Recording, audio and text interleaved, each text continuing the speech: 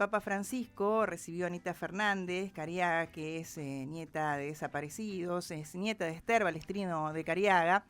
Se encontró con el Papa, ¿no? Y este encuentro tuvo repercusión, no en todos los medios, obviamente, pero el Papa que siempre aparece, ¿no? En los momentos oportunos, también con su palabra. Así que Anita Fernández, a quien ya saludamos, le agradecemos muchísimo por habernos atendido. ¿Cómo va? Hola, ¿cómo estás? ¿Cómo están todos? Les pido disculpas por mi voz.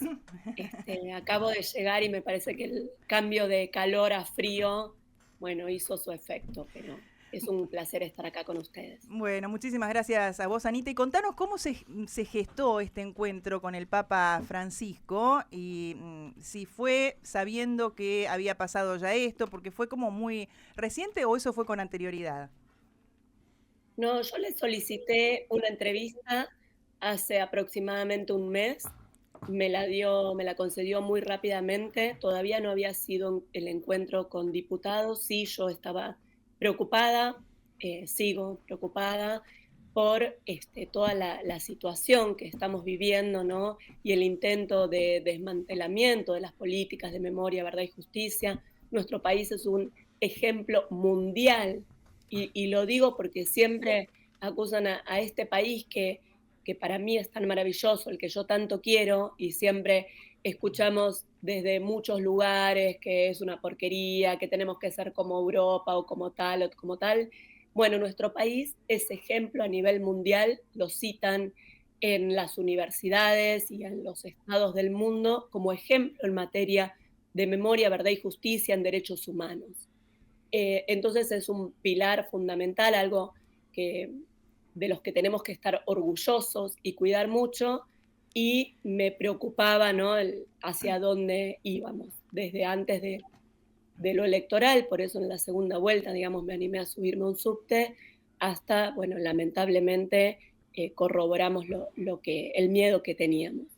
En este sentido, y también para hablar de mi abuela, le pedí una entrevista al Papa Francisco, me la concedió muy rápidamente y en el medio fue este encuentro de diputados que yo iba con la intención de plantear, pero, y acá vemos cómo la preocupación mundial fue el mismo Papa Francisco el que me trajo a mí esta preocupación antes de que yo pudiese decírselo.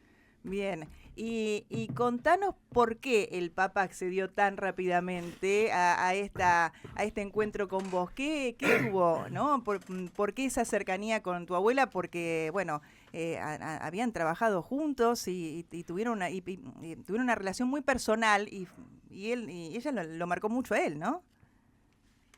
Exactamente, ellos se conocieron en un laboratorio, mi abuela fue su jefa, nos contó justamente en el encuentro, 16 años él, cuando empezó a trabajar en ese laboratorio, y se hicieron grandes amigos, algo que me parece muy significativo también tener en cuenta en estas épocas donde se intenta dividir, donde cada conflicto es generando odio, ¿no? Tratando de que en lugar de apuntar a los acuerdos haya directamente un odio, segregacionismo, ¿no? El aniquilamiento al otro impulsado desde el Estado. Bueno, ellos que pensaban muy distinto lograron generar una gran amistad que duró hasta el secuestro de mi abuela. Y es tan así que él dice que de Esther aprendió su amplitud política. Una mujer que fundó la rama femenina del Partido Febrerista en Paraguay, era de ideas marxistas, era atea, fue la que generó la amplitud política en el actual Papa Francisco, que pensaba absolutamente distinto. Incluso él dice en un libro que finalmente eligió el seminario y hacer la carrera que hizo, también por consejo de mi abuela, que le dijo que si era lo que él quería, vaya por ese lado. Y bueno, y contanos en este encuentro ahí el Papa Francisco lo que les pide es que no bajen, ¿no? Los brazos y que sigan reivindicando todo esto. Así es. En primer lugar, bueno, esto que él me traiga la preocupación, ¿no? Que tenía por lo que estaba sucediendo en nuestro país.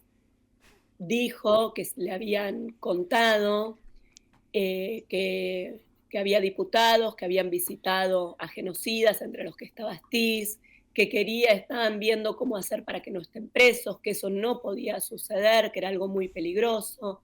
Y en este sentido, cuando yo le pido un mensaje para mi mamá, porque ese mismo día teníamos el programa de radio, Ahora y Siempre, que hacemos juntas en Radio Caput, pero claramente yo no iba a estar, le pedí un mensaje para ella y bueno, para todos, ¿no? Porque yo le digo para lo que vamos a transmitir en la radio y nos dice justamente eso, que no aflojemos, que conservemos la memoria, que conservemos lo que recibimos, que yo lo interpreto también como lo que recibimos de la lucha de mi abuela, de las y los 30.000. Y hay algo muy interesante que dice en un momento algo así como no solamente de las ideas, ¿no? Sino también del testimonio. Siento que nos está comprometiendo a que volvamos a dar testimonio porque es posible que las nuevas generaciones no conozcan tanto qué fue realmente lo que pasó, ¿no? Y el testimonio tiene el estatuto de la verdad. Nosotros podemos tener distintas ideas y en algunas cosas vamos a pensar distinto y en otras no. Pero el testimonio es la verdad, es lo que sucedió en la Argentina, es lo que todos y todas tenemos que conocer para que no vuelva a repetirse nunca más, ¿no es cierto? Sí, Anita, ¿y qué les explicás a aquellos que hoy vuelven a sostener la teoría de los dos demonios o que dicen, bueno, pero los montoneros, los del ERP, igualan todo y a todos? Bueno, a ver, hay una parte que para mí es muy pequeña de la sociedad con la que no les diría nada porque ellos saben absolutamente que lo que están diciendo no es verdad, como nuestra vicepresidenta, por ejemplo, y los que directamente reivindican el genocidio es gente que ya sabe lo que pasó. Ellos nos tienen que decir a nosotros, de hecho, dónde están los cuerpos de las y los 30.000, dónde están los niños apropiados que hoy son adultos, ¿no? O sea, en ese caso, son ellos los que nos tienen que decir a nosotros la verdad y no. Al resto de la población pienso que hay que escucharla, que somos nosotros los que tenemos la responsabilidad de transmitir, que tal vez no lo hicimos bien o tal vez sanamente uno dice, bueno, ya está, ¿no? La sociedad tiene un contrato social de nunca más y de nos damos cuenta que eso es algo que hay que construir todos los días, no es algo que ya lo tenemos y ya, ¿no? Entonces también es un aprendizaje para toda la sociedad. Hay que construirlo, ¿no? Porque uno dice, nunca más al genocidio, a la dictadura, a lo que pasó en Argentina, nunca más a la pobreza, y vemos que está lleno cada vez más gente viviendo en la calle, chicos que no tienen que comer, accesos a los mínimos derechos.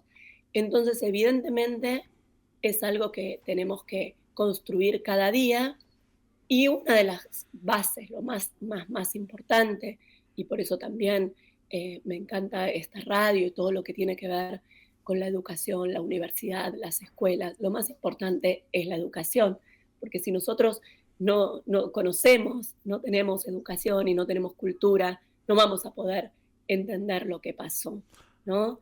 Esos 30.000 no tuvieron acceso a la justicia. En cambio, los genocidas, que son seres humanos que hicieron cosas terribles, pero no son monstruos, son seres humanos que hicieron cosas monstruosas, decía una fiscal, tuvieron su derecho a la justicia, a defenderse, fueron juzgados con la ley, no hubo venganza, tuvieron todos sus derechos, tienen todos sus derechos y por eso tienen que permanecer en la cárcel, como la justicia indicó. Anita, recién hacías referencia a la vicepresidenta y es mi sensación, ¿no? Todo el tiempo este gobierno está de alguna manera coqueteando con la dictadura y también provocando, ¿no? Poniendo en duda a los 30.000 desaparecidos y siempre con algún gesto tratar de provocar a la sociedad, un poco denostando todo lo que tiene que ver con los derechos humanos. Primero preguntarte por qué crees que lo hacen esto Y segundo, la importancia de lo que te dijo el Papa, esto de no olvidarse de las banderas, ¿no? De mantener las banderas. Te escucho todo el tiempo decir memoria, verdad y justicia. Digo, eso está bueno, tenerlo en cuenta, tenerlo presente todo el tiempo, pero lo que más me preocupa es eso. ¿Por qué crees que todo el tiempo están tratando de coquetear, digo yo, con la dictadura y qué es lo que buscan más allá de la provocación que tienen constante?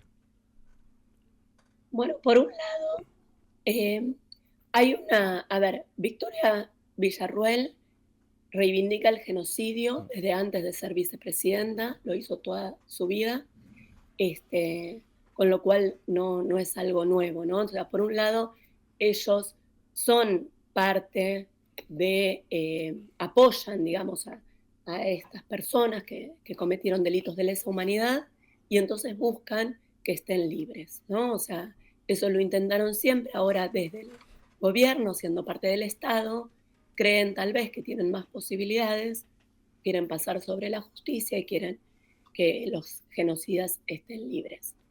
Pero por otro lado, respecto a lo que decís de la provocación, creo que es un síntoma de época y que es algo que hace el gobierno permanentemente con todo. Cada vez que hay un conflicto, en lugar de analizarlo, de tratar de confluir o de ver qué piensan los que lo votaron y los que no lo votaron, porque él nos debería representar a todos, en definitiva, no solo a los que lo votaron, es al revés. Todo el tiempo intenta que estemos absolutamente divididos la sociedad, generar odio, es muy despectivo frente al que no piensa como él. Son todos zurdos, y zurdos somos todos, ¿no? Desde Biden, o sea, me sorprendió que le digan zurdo a Biden, por ejemplo, ¿no?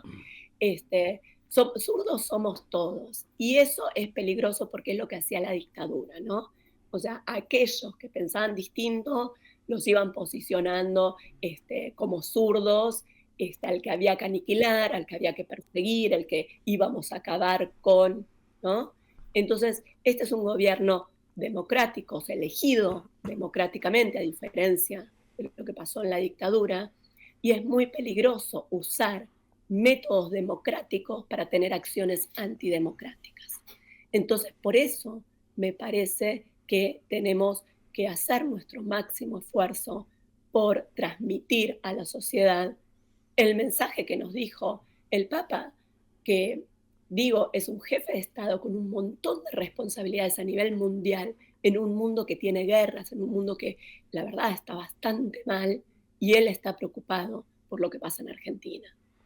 Entonces, nosotros tenemos que dar ese testimonio, sostener esas banderas, y es, desde mi punto de vista, estando con la gente, escuchándola, respondiéndole. Tenemos de nuestro lado justamente la verdad, que es el testimonio, es lo que pasó, y hacerlo de la forma que necesiten. A veces dicen, no, porque los jóvenes tienen como un tiempo de espera mucho más rápido, no más de 2 minutos. Bueno, que sea de esa forma, porque yo realmente estoy en contacto con jóvenes y siento que sí están muy interesados, ¿no? Que tal vez hay que cambiar la forma de decirlo, ¿no? Escucharlos a ellos que quieren saber y responder de esa forma. Hola, Anita. Aprovecho y le hablo a la militante, a la que hizo famoso el video que se viralizó en los subtes conmovedoramente, militando, subiéndote solo a un subte y pidiendo por favor que no voten a Milei. Bueno, finalmente eso se frustró para vos y para muchos como yo, ¿no? Entonces, preguntándole a la militante, quiero saber qué opinás de lo que está pasando ahora, en el sentido de que puede ser que haya un porcentaje de aquellos que votaron a Milei que eran votos del campo nacional y popular, frustrados, decepcionados. No digo el núcleo duro, como vos dijiste, ese núcleo del 30% histórico, antiperonista, que no hay manera de entrar. En todo caso, será con la legitimación en la acción, si se vuelve a hacer gobierno. Pero aquel que está confundido, que creyó que con Milei iba a encontrar un cambio en serio, volver a poner al país al que él soñó, la pregunta que te hago es, ¿vos notás que creo que todos estamos contestes de que algo va a pasar, esto así no puede resistir, va a haber una crisis, lamento decirlo, pero creo que es inevitable porque las condiciones objetivas están dadas para que lo haya por la cuestión socioeconómica, pero lo que no se ve, y ahí va la pregunta a la militante, no se ve liderazgo, por ahora no se ve un liderazgo, alguien que conduzca. Entonces lo que yo te pregunto, ¿el liderazgo surge de la misma crisis o hay que hacerlo antes? Bueno, la verdad que no tengo esa respuesta, tengo la misma preocupación que vos. Em, Creo que si llegamos hasta acá, también es parte de esa responsabilidad. Em, yo tengo una responsabilidad individual, ¿no? Entonces, desde mi lugar hago todo lo posible por lo colectivo, pero no tengo un cargo de representación, ¿sí? No tengo otra responsabilidad como sí tienen los que están en el gobierno, por ejemplo, que también tienen que tener más cuidado con sus mensajes y por eso esto no es lo mismo que una persona, como se genera, ¿no? El odio que se está generando, que una persona diga atrocidades sobre otras a que lo diga el propio presidente, ¿no? Hay otra responsabilidad. Bueno, respecto a la militancia, eh, yo tengo la misma preocupación que vos. Me gustaría que, que se ponga lo más importante primero, que es esto que estamos perdiendo, esto que estamos poniendo en riesgo, donde tenemos que estar todas y todos juntos, independientemente de las diferencias que pueda haber, ¿no? Creo que tenemos que volver a lo más importante. Las madres de Plaza de Mayo no le preguntaban a otra madre dónde militaba su hijo, qué pensaba, en qué lugar estaba, para ver con quién se hacía más o menos amiga, ¿no? Ellas estuvieron todas juntas, no importaban las diferencias, importaban lo más importante, lo fundamental, la vida de sus hijos, acabar con esa dictadura.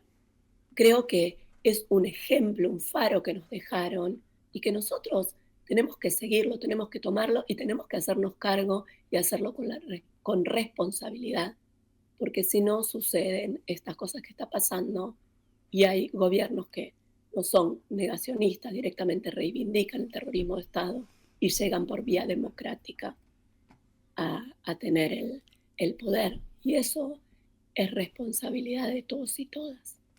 Anita, yo quiero consultarte, volver al encuentro que tuviste con el Papa Francisco, un poco desde los sentimientos que te pasó cuando estuviste con él, y lo otro que te quiero consultar es si te contó algo, alguna anécdota, alguna historia de tu abuela que vos no conocías o no te habían contado alguna vez.